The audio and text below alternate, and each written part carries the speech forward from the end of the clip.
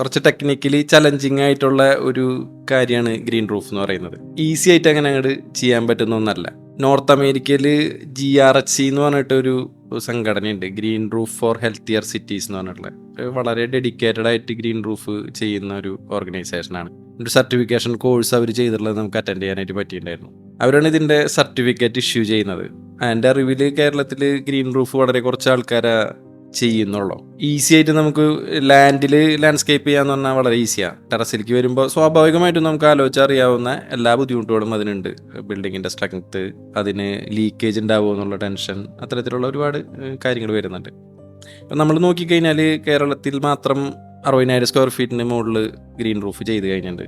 Green റൂഫിനെ പറ്റി നന്നായി അറിയാവുന്ന ഒരു കമ്പനിയാണ് ചെയ്യുന്നതെന്നുണ്ടെങ്കിൽ ഗ്രീൻ റൂഫ് വളരെ കംഫർട്ടബിൾ ആയിട്ടുള്ള, വളരെ ഈസി ആയിട്ട് ചെയ്യാവുന്ന ഒന്നാണ്.